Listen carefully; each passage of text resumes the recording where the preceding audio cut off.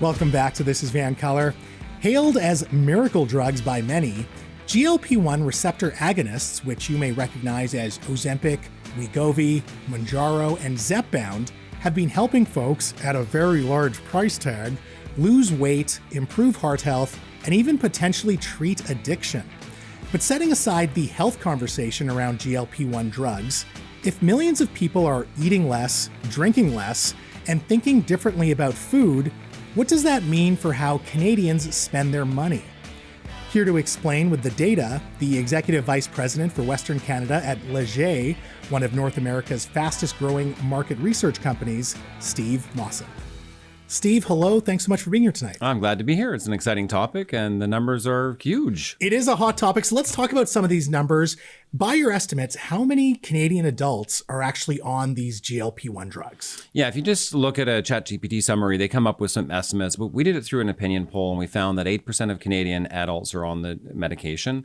And we did this North America wide as well, and 11% of Americans. So you add up the total, it's in the range. So in Canada, it's about 3 million people. It's about 23 million in the USA.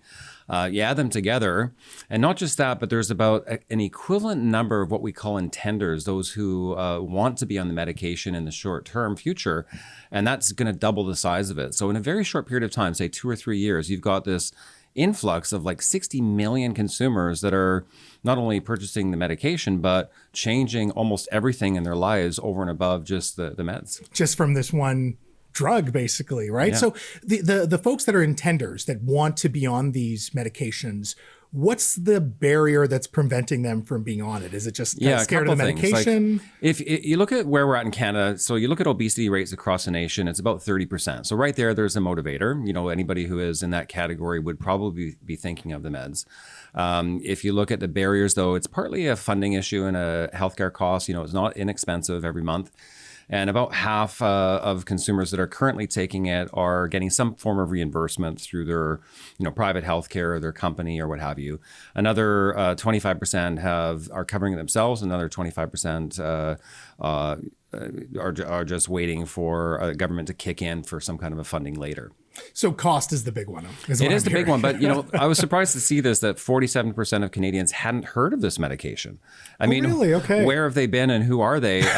It does tend to be older men, okay, and it does an older generation overall, and those who don't have a weight loss issue. But I was surprised to see it that high. So 47% have not heard of it. Another 32 or 35% are just not interested. It's not in their camp.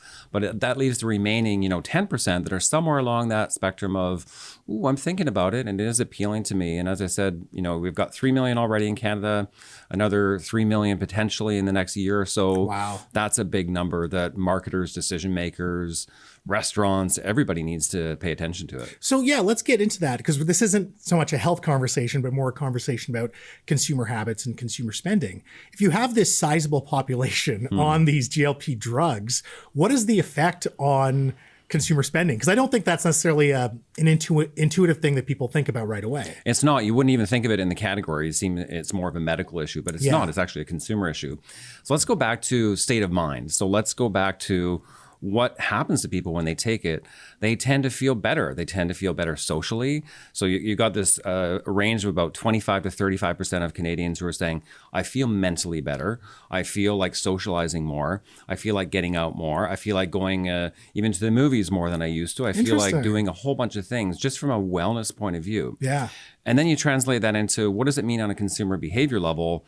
The spectrum is quite something. And I'll read a few of the key stats because they are quite significant. I imagine it affects what you're getting at the grocery store.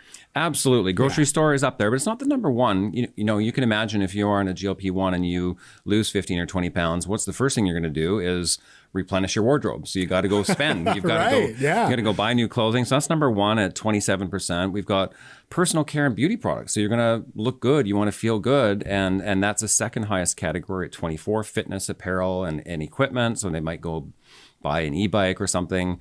The list keeps going. So even home entertainment is a higher category than what it was before. Vitamins and supplements, hobbies and classes, entertainment, movies, health products, travel. The only category, if if you're worried as a business owner, would be in the restaurant category. So 29% are going to restaurants less often. So that's a negative side effect. So this is really fascinating because it's not just you take the drug and you lose the weight and that's it. It sounds like people that are, sticking to this program are changing their lives holistically, and they're thinking differently about their social lives, obviously how they present themselves to the world.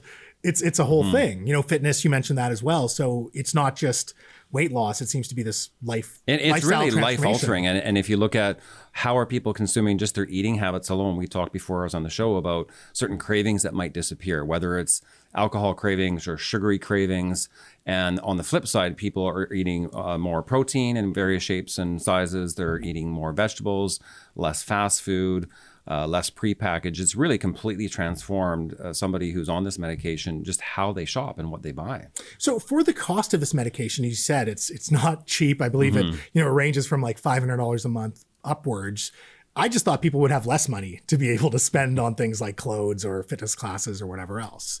Well, it is. I think, the range it varies by person. As I say, some have a partial coverage from their employer, so it is maybe not as dramatic as that number. But they have a little bit less money, but because they're changing their entire lifestyle and changing the places they spend, it really it results in a consumer shift. So if you're, for example, if you're a grocery store and you're just tapping into this trend, you want to know, what does that mean for grocery shopping? Well, it's more prominent displays of the healthier items and even smaller portion sizes.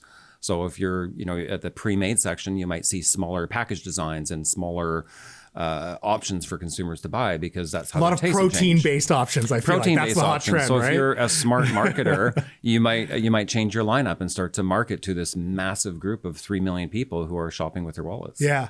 So that makes sense on a grocery store level.